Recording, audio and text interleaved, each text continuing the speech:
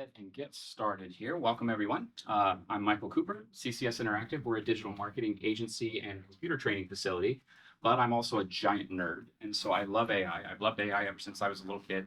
I used to watch Star Trek The Next Generation, and there's a character on there named Data who's an android. I was hooked ever since. And that actually is an inspiration partly for what I want to present to you a little bit today, because I, being this little kid, had this mind that, okay, well, AI is going to become artificial life. Right? It's going to be these things you see in movies like Terminator, you see in Matrix and all that. And I'm not ashamed to say I'm a little disappointed it's not, right? So I've investigated it pretty deeply. I've gotten some intuition about the math so that I can explain it to you in a way that you can understand what it really is, and what are some of the things that it can do. A couple of people need handouts.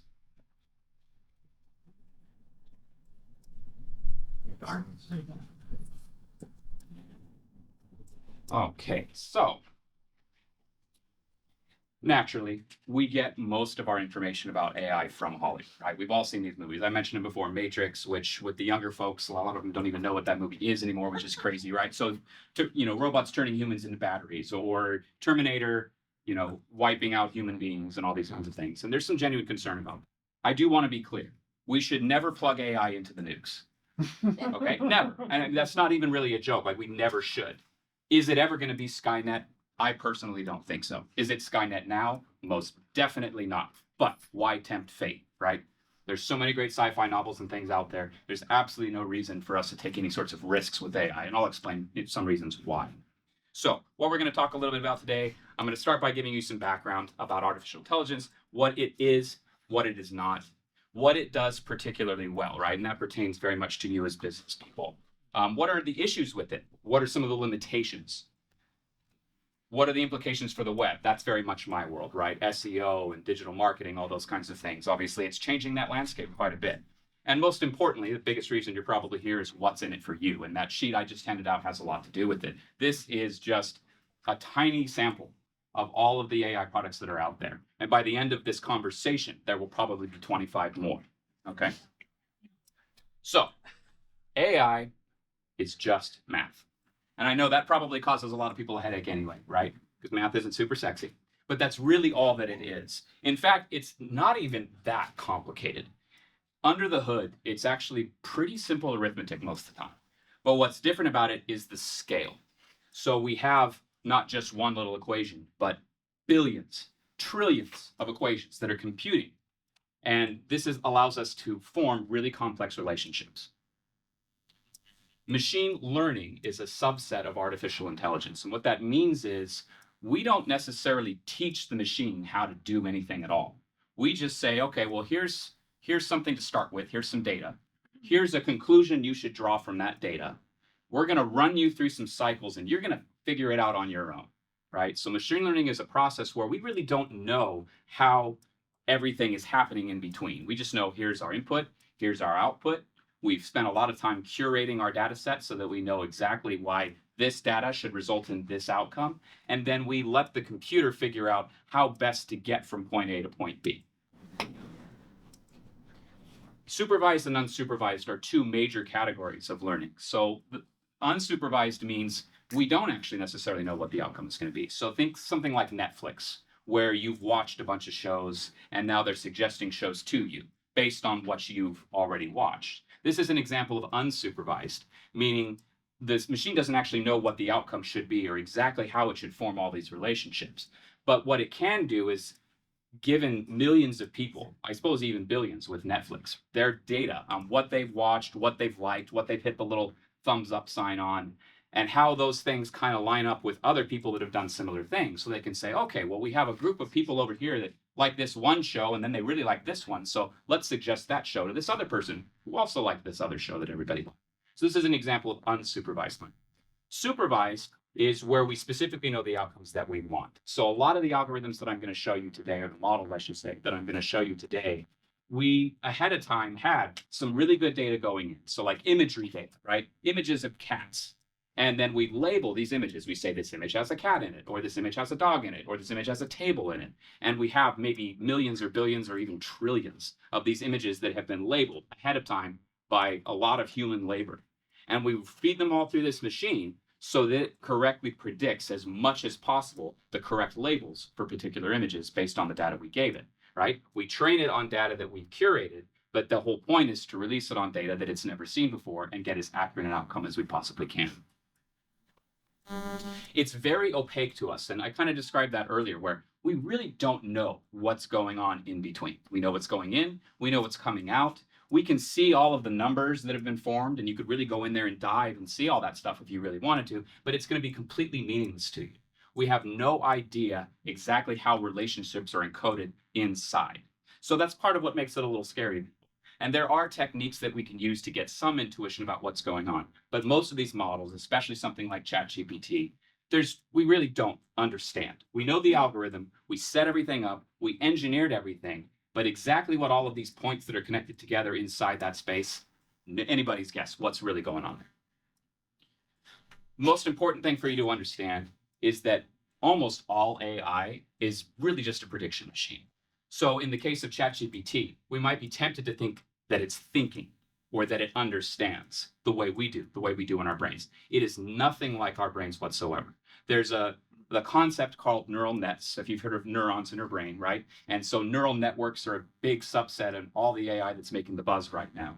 But the name is really where the association ends. The idea that you have these little neurons that connect to each other billions of different ways, that's where the association ends. AI is nothing like our brains. It is not going to be anytime soon. It probably won't ever be, in my opinion. We have to be careful about saying never, right? But I seriously doubt it will ever be as sophisticated as a human brain. But there are some interesting technologies that I can nerd out with you later and tell you about that are maybe going in that direction. So it could happen. I won't close the door on it, but it's definitely not happening in the next 10 years. So what does AI do well? It processes huge amounts of data. This is really one of the ways it's most useful for us. So an example would be all of the telescopes that are going out and taking pictures of the sky. They need AI to process this information because it doesn't look like a normal digital picture. It doesn't look like an image you can really make any sense of. So you have to process it using AI to pull together all of these data points to combine it into a single image that we can make some sense of. Like fairly recently, we flew by Pluto, right? We probably saw a lot of the really beautiful images out of Pluto. Well, that wasn't just one picture that was taken. That's lots of images that have been composited together.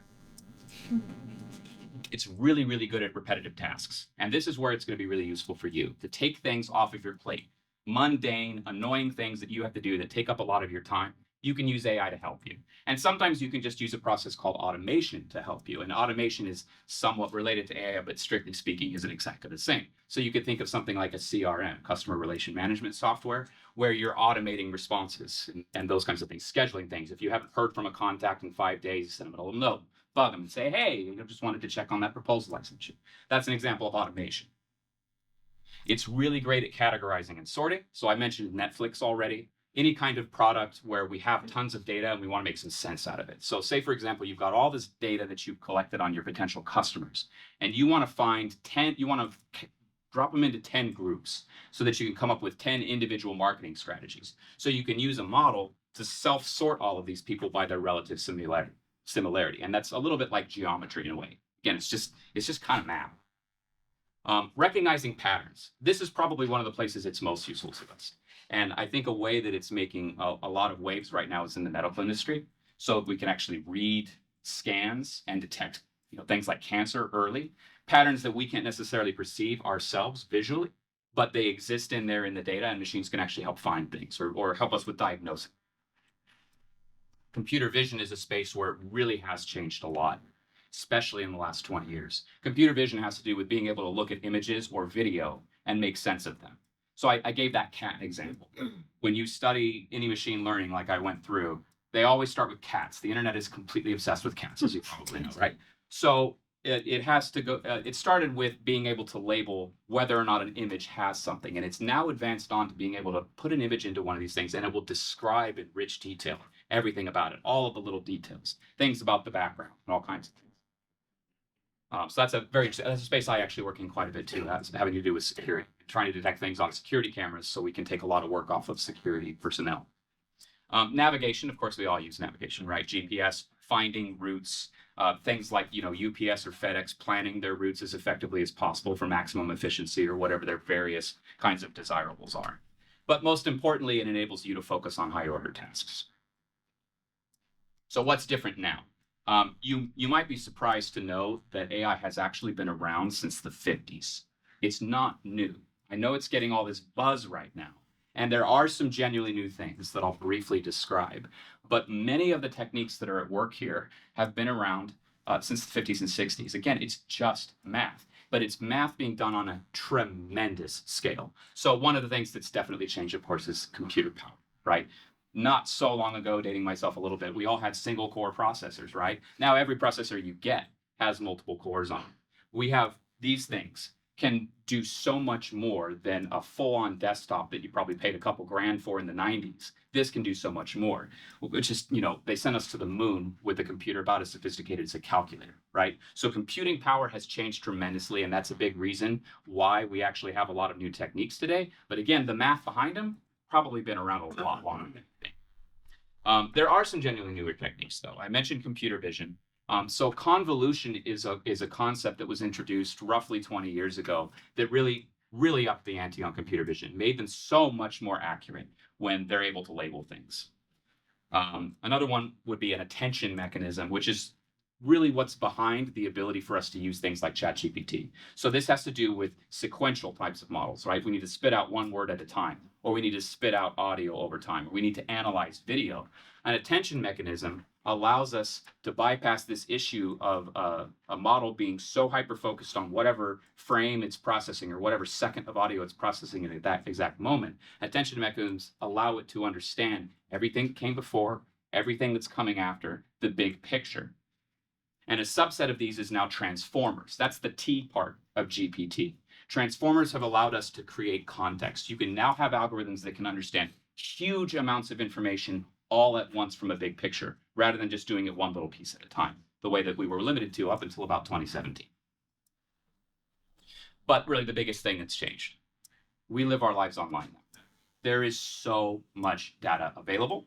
A lot of it we probably wish wasn't, that we put out there before we realized that it was going to get, scooped up by all of these companies. But there's now so much image data, text data, everything is online and digitized, right? We can actually have books online instead of just having to be scanned from a library book, right? There's so much data out there that these algorithms can now digest. So between the computing power, a couple of new techniques, and the fact that we're all completely addicted to our phones and our computers, we have some pretty amazing products coming out. So what are some of the issues with it? Definitely overpromise. So you might be surprised to hear, as much of an enthusiast as I am, I'm actually putting the brakes a little bit on this. Let's not get too much overexcitement about what these things really can do. There are a lot of products, even some that I plan to show you today, where once I started playing with them, it wasn't quite as good as they said on their little landing page, right? Little limitations. So we have to be careful that we don't think that they can do more than it really can. And you really do want to be careful about people that are trying to sell you their AI product, whether or not it's really as good as they say. There's also an issue with nuance. If you think about it, what these models are really doing is they're oversimplifying the world, right? And we do that too as humans, right? We take in our information, we develop our mental picture of what's going on in the world, and necessarily we're going to take shortcuts. But we're still a little bit better at nuance and intuition. These things, not so good. They cut corners. They're only as good as the information that's gone into them. If there's information that they've never seen before, then that's not going to be incorporated into their output. So they're really not very good at nuance. And that's why I say, don't hook them to the nukes. Don't put them in a position to be able to autonomously kill a human being, because their decision-making authority may be pretty impressive, but 97% of the time being right. When you're dealing with people's lives, that 3% makes a pretty big difference, right? And so coming back to overpromise, we've had the self-driving cars and all these things, right? We were supposed to have all this self-driving stuff way back then, right? And we're supposed to have it now, and it's still not there. And there's all kinds of regulation and scrutiny into the various people that are putting out these kind of products, because you know what? Not hitting 99 out of 100 pedestrians is not acceptable, right? And so getting to 100% with these things is actually tremendously challenging. It's really because they don't handle nuance very well. So regulation and enforcement, and it's a little bit of the Wild West right now. So if you're concerned about it, I encourage you to get involved in the conversation. If you know people that are policymakers or connected to policymakers, make sure you're putting pressure on them to make this a bigger deal. But to be honest, the cat's a little bit out of the bag. It's not entirely clear how we really could rein in some of these private companies that can do this technology, especially because you can do it on your home computer now. I have a tremendously powerful GPU that I use for my gaming system that can now do what it took a warehouse full of machines to do 10 years ago. So anybody can do it now. And people with significant means, companies or nations with significant means, can do some pretty powerful things. And what can we really do to stop it? Privacy and data ownership, definitely one of the biggest issues, right? So again, it's not going to wipe us out necessarily, but we do have to be concerned about the ways it's disrupting our world. And the recent actor strikes, for example, one of the big issues was, and the writers as well, was the ability for these models to use their likeness. Did everybody hear about the Scarlett Johansson thing a couple of days ago? Right? So these are big things. And again, nobody stopped them. She said, no, you cannot use my voice. They did it anyway, right?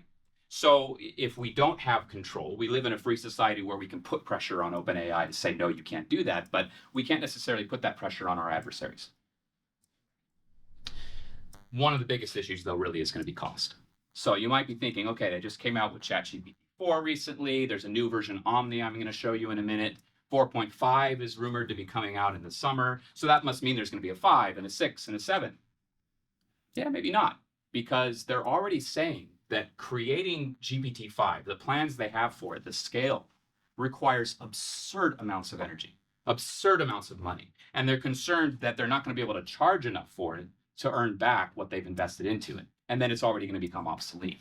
And make no mistake, GPT, it's all the rage right now, not going to be around forever because something better is going to come along. In fact, OpenAI is cooking something right now they call Q-Star, which is supposed to be the next level, using a slightly different technique even than GPT. So will we see a GPT-6 or a 7? Maybe not. Probably not. Implication for the web, search, right? And in a positive way, you're now starting to see search results where they've been generated by Gen AI, right? They appear up at the top. Has anybody seen that yet, right? And so now you're not even necessarily clicking into a website that has that information. You're getting the answer that you're looking for summarized right there. Maybe it gives you a couple of citations, but maybe you don't even bother to click on it. You're satisfied with the answer you receive. So that's going to have big implications for people in my world because now their traffic might be going way down. But one real upside here is, of course, you've probably heard of keywords, right? Keywords are king. But now it's really more about the subject matter. Is what you're talking about closely related to what somebody searched for, even if you didn't use any of the words that they searched for? This is a capability that Gen AI now has. So now you're going to have to switch your focus to really high quality content, making sure that your subject matter is concise, well conceived, well supported, because that's what's going to elevate you. Because the algorithms that are doing all of this cataloging are going to care about the quality of your content, not just that you used the word SEO 1,500 times on one page. That used to work in the early 2000s. People did that. It's called keyword stuffing. It doesn't work anymore. These companies are getting smarter because they want all of us who use the product to have a better experience. So I would say that's generally an upside, but it does make tricking the system a little bit harder for us. And I already mentioned Gen AI summaries. SEO and content origins, again, I kind of already discussed. It has to do with the fact that the quality of your content is going to matter more than whether or not you've stuffed it with the right keywords. Customer service is another really interesting one. So obviously we're not all available to answer the phone or answer our email 24/7, but you're seeing a lot more interest now in chatbots. And those aren't specifically new, right? We've had chatbots for a while, but if you've used them, they've probably been pretty frustrating, right? Pretty annoying, very, very limited. Things like they give you little buttons that you can choose, various little tasks that they have, but you can't ask a general purpose question. You can't ask it to do something it wasn't programmed to do. Well, that's just not true anymore. Now with these things being able to plug into something like ChatGPT or Gemini or Microsoft, then you're actually going to be able to get answers that are human, that are understandable, that you can translate into a dozen or many dozens of languages 24/7 around the clock. You can get these things to actually schedule appointments for people and gather information and get that into your CRM if you need to around the clock. And really provide meaningful service in a way that's not quite as frustrating as those, dial-in services where, please press 1 if you want this kind of thing, right? It's a much more seamless, natural experience. And now that you can even read and interact with it, speak back and forth and have it read back to you. Okay, so what's in it for you?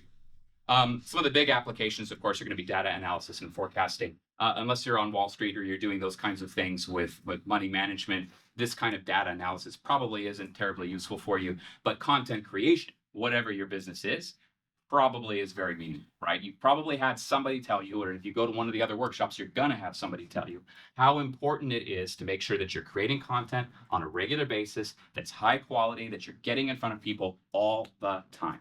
Because search engines don't want to just have a static website. They're not going to put you high in results if you just make a website 10 years ago and never touch it. AI detection is kind of an interesting one too. And perhaps ironically, I myself am not particularly interested in reading AI generated content. I value human thought and human writing and my fellow human creators. So it's useful to me to be able to detect whether or not you can generally tell by reading it, let's be honest. And while it will probably get better, it's still always going to be a little off, right? So it can be kind of useful to use AI detectors and see, okay, well, did somebody really do this? Or if you're a teacher, did my student write their paper using AI?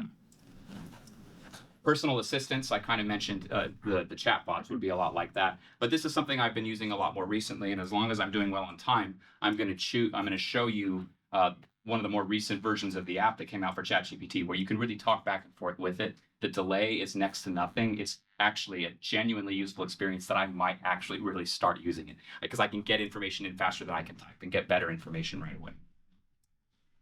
Optical character recognition is an example of a technology that's been around for many decades. It's called OCR. This is when you scan something like a PDF and you can have it converted into text, and you can actually search and read and alter it and all those kinds of things. So you've probably already used that quite a bit. And I mentioned chatbots already. Knowledge base is special because you can tailor these bots to draw specifically from information that you supply to it. So if you're trying to create a chatbot experience on your website and you want somebody to be able to ask questions about all your products and services and what are your hours and all of these kinds of things, it actually has crawled your website and any other documentation that you gave it, and it's formulating its responses based on your specific information. So you're not dealing with this sort of overgeneralized stuff that you're going to get with something like generic ChatGPT. So I put a lot of things on this sheet that I gave you, and like I said, there's probably already 20 new AI companies since I started this. Okay. So there's a lot on here that might even already be obsolete. In fact, I know that they're talking about Google Bard. Bard isn't called Bard anymore. It's called Gemini. So these things become obsolete really quickly. But I did put up a few here that I found a little bit more recently. They could be particularly interesting for you. I'm going to spend some time with ChatGPT. That's a little bit like saying Kleenex now, right? It's got so much brand recognition that we sort of associate that with chatbots, but it's really just one particular company. There are quite a few. Claude is free and particularly good at sounding a little bit more human, a little bit more personalized. Gemini is Google trying to catch up, and they were doing a really, really great job until GPT-4 Omni came out last week. Jasper's really great for like marketing and content writing. Copy AI again for marketing. So there are a lot of techniques that have been developed using what we call the foundational models like ChatGPT or Gemini, and then they fine tune them, meaning they train a little bit extra. Think of it like grad school for these models, so that they can be very well suited to particular kinds of tasks. On the image side of things, Stable Diffusion is a really interesting product. It can also do things with audio and video. Dolly is one I'm actually going to show you a little bit. That's part of one of OpenAI's product. Midjourney is arguably one of the better ones. They have some weird little flukes about them, like you'll get images where people have 3 fingers or they're spliced in some way, or like if you try to use Adobe Firefly and you want text in your image, it doesn't understand how to spell. It just makes up words. So there are all kinds of weird limitations about all of these and reasons why you might choose one over the other. Some interesting ones that I think could be really interesting for some of you in here if you want to generate presentations. So there's AI where you can prompt and it'll create the presentation for you, either based on your content or you just tell it the subject matter and let it go, and it actually comes up with everything for you on the fly. Could be kind of cool. On the video side of thing, I'm going to hopefully be able to show you a couple of these. Opus Clip is a really great one for taking long form video content. So say, for example, this presentation, I could take this presentation and chop it into maybe 30-second, 1 minute, 90-second little blocks that I can post on social media. So with minimal effort from me, I can create weeks worth of social media content to post. Visla is a really interesting one where you can create videos on the fly, and it uses stock videos. So it doesn't necessarily look super weird. the way some of these image generation algorithms might work. It's using stock video that already exists. You tell it the subject matter and it creates a script, it creates a voiceover, and creates a video for you. Sora is something that there's been a lot of buzz about. I don't know if you've heard. It's on the horizon. It's only been released to some beta testers, basically. But this is supposed to be an extremely accurate and sophisticated video generation, to the point that it has a lot of people in Hollywood pretty nervous. Oops, shouldn't have gone too far. Really interesting one for any of you who do podcasting. You have a Lido, which will help do things like edit out the spaces, the ums, the ahs, weird sounds that happen, breath noises, that kind of stuff. Make it way easier for you to edit your podcasts. Clean Voice AI does something very similar. So things to really save time on the editing side of things, which can help you get your content to your people faster. And then on the note-taking side of things, I personally use Fathom quite a bit. That's one where you can invite it to all of your online meetings. There are quite a few like these. This is by no means an exhaustive list, but what I like about this one is that you invite it, it becomes a guest to the meeting, it listens and transcribes everything, and in my opinion, does it better than a lot of the built-in ones for Zoom and Team. And then it'll give you a top-line summary. You can email it out to everybody. It says, here's your action items. Here's the things you talked about. Here's what you need to do next. Really great tool, I think. There's Notion AI, which is really great for note-taking. Rewind, I haven't had a chance to play with it yet, but apparently what it does is it keeps track of like maybe all the sites that you've been visiting, the documents that you've been opening. If you're doing research throughout the day, you've looked at so much stuff and you forgot, man, what was all that stuff I looked at? I know I saw this one thing over, but I can't remember where it was. It's keeping track, and kind of similar to Fathom, is going to summarize everything for you. And then you can ask it questions like, okay, what was that thing about this one subject? And it'll say, oh, here it is, right over here. So could be really interesting if you find yourself doing a lot of browsing and research throughout the day. All right, so I'm going to show you a couple of things here.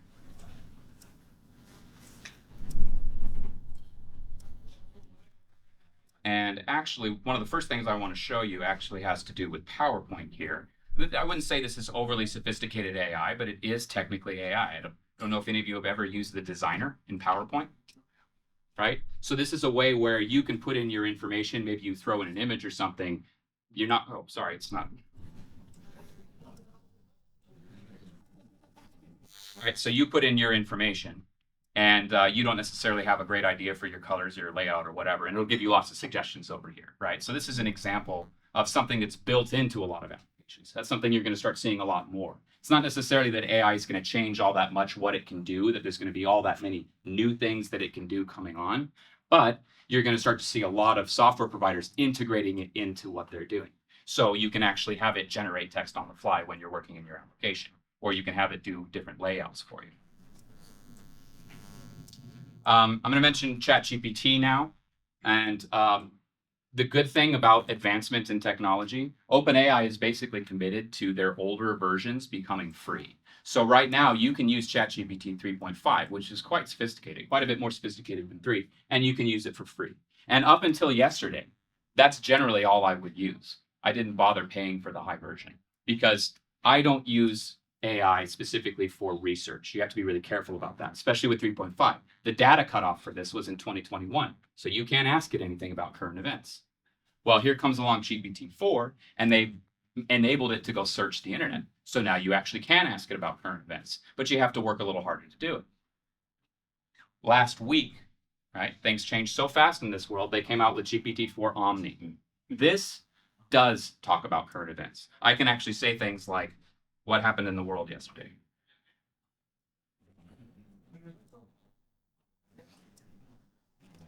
The other thing is it's lightning fast. If any of you have used GPT recently, you've probably suffered that 2 to 3 second delay before it starts doing something, and then it takes a really long time to scroll its way through. This algorithm is so much faster, it's quite crazy.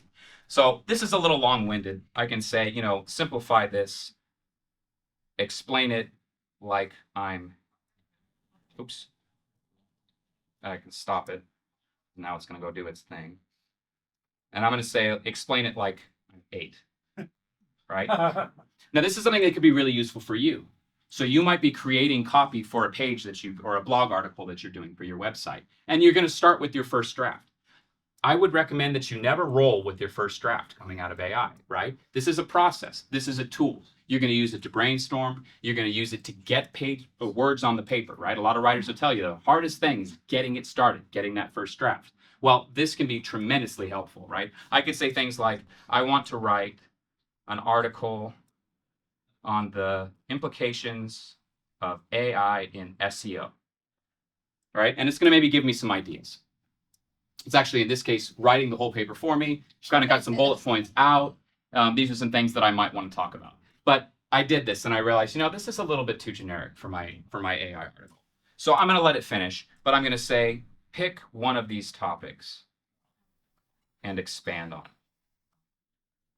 All right. So this is going to be part of that process. I even, as a curiosity, when I was preparing for today, typed in, I need to do a presentation on AI. What should I talk about? And there were 5 or 6 responses, and they were very generic, right? So I could have rolled with that. I could have given you that presentation, but I thought it was a little boring. So if I was going to continue with that line of reasoning to actually prepare my presentation, I would have done a process kind of like this and said, okay, I like this topic. Let's expand a little bit more on that. Or you didn't mention this. Let's try it this other way. And you may notice I'm talking to it like it's a person. I don't believe it's a person. It's not a person. That Google engineer a couple years ago who said it was alive was totally wrong, didn't know what he was talking about. But it's very effective based on the way you communicate with it. So garbage in, garbage out. If you're very clear about what you want, if you communicate what you want clearly, then you're going to get a much different and probably better result. And this is going to definitely be a process. So to plug one of my fellow speakers, AI could be really useful for creating content, especially if you've created on the fly and you can't afford to have a content generator, all those kinds of things. But it's going to be part of a process, and at the end, you're still going to need to go over it and really make it sound like you, really refine some things.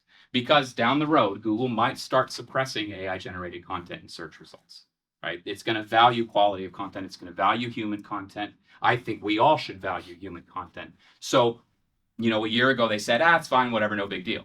Now they're already starting to say, emphasis is on quality. We're going to start pushing some of those things down. And it could be that at some point regulations come along where they're forced to.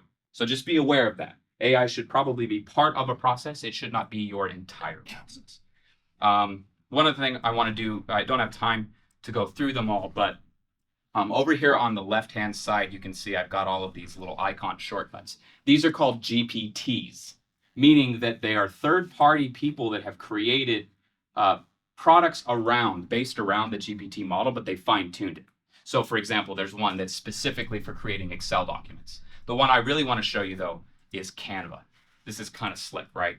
Make me a social media post for Instagram about the fact that summer is around the corner. So you're actually in Canva, you're not in ChatGPT. I'm in ChatGPT, and I'm using a Canva GPT. They used to call them plugins. They're not called plugins anymore. They're called GPTs. So what it's going to do is it's going to, first of all, ask me, do I want to allow it to connect to Canva? Oh, no. Design being too large. Fine. Somebody want to give me something I should post online? No? You're at the team event Yeah. with a selfie with a team member. Yeah, right. Okay. Make an Instagram. Pardon me? To put these, what you call plug-in, these called plugins, you have to pay ChatGPT. That's right. Yeah. So at this point, I do have the paid version. The plugins themselves did not cost me anything, but I had to have the pro license in order to use it. Yeah. Probably just the promo. Yeah, exactly. Yeah. I think they have a lower tier. They have one for teams where it's like 19 a person, I think. So, and then We didn't hear what they said. How much is it? roughly 19, A like year? 19 a person. No, per month. month? Yeah. And then you can do, you're right, the teams one. I think, yeah, right. So, and then some of these that I started playing around with, once you start working with them, then they ask you for money after the fact, right? But Canva, I happen to have a pro Canva license as well, about attending the team big event today. We'll see what it comes up with. I'm hoping it works because I really want to show you the fact that it creates it, but then you can go open it and edit it in Canva, right? So Canva doesn't have this feature right now where I can tell it, make me this graphic here, and it does it directly in Canva. It gives you like some suggestions and some templates, right? This will actually create the post for you. Keep your text to 5 words. Oh, really? Yeah. All right. Yeah, it makes it hard. Big event today. Yeah, I guess. Yeah, it's Presenting at a conference. on those connecting to Canva's limited. does it. Could have sworn I used more than 5 words yesterday when I was playing with it. Whatever. You get the idea. Take my word for it. You're gonna get a little picture. You're gonna get a link to go edit it in Canva, and there it is. And now you can go mess with it the way you would. I could see that being tremendously useful to you. Speaking of Canva, you can do kind of interesting things in here, right? I mentioned that what you're going to see more and more is a lot of companies incorporating AI into what they do, right? So I can take something like this little presentation here. Everybody loves animals, right? So here we go. And I could do something like I could edit the image and I could say, we're going to on and load now. It's working off my phone, so.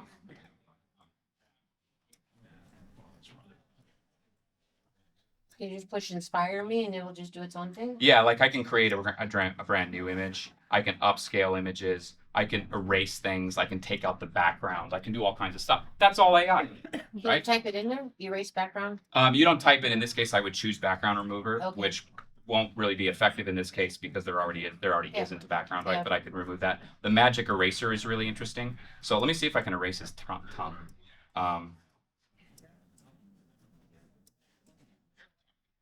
The example I normally use is one that has like writing. So it's like somebody's palm out and they're holding a piece of cardboard and there's writing on it. Well, I want to write something else there. So I can use the magic eraser and remove the writing. It fills it in with just blank cardboard and now I can write something over the top of it. Let's see what happens.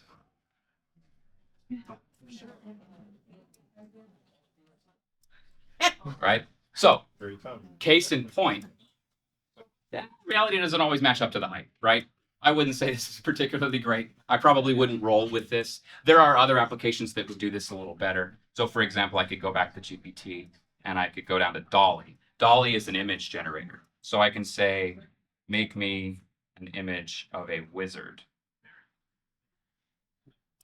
Might take a little while. Image generators are definitely going to take quite a bit longer. Some of them, like Midjourney, you'll actually see it start as this kind of fuzzy amorphous image, and it sort of gradually starts to crystallize into something a little bit more generic. I use Midjourney specifically for creating things like patterns. So there's something called tiling where I'll have an image that I want to replicate across as maybe a background on a website, right? Dumbledore. Right. Okay. But now I could come over here to something like, where'd you go? Where are you? Drat. Okay. Make it as though they are attending Woodstock. Right. So I can do silly little things like this. One thing that might be concerning to you, I know when ChatGPT first came out, my thought was, man, I feel bad for the content writers. Their industry has just been eliminated, right? But the truth is, again, reality doesn't quite match up to the hype. And now a lot of content writers have incorporated it into what they do. I suspect that means that I'm running out of time. So anyway, thank you so much. I appreciate you nerding out with me a little bit, and I'll be at the booth with you.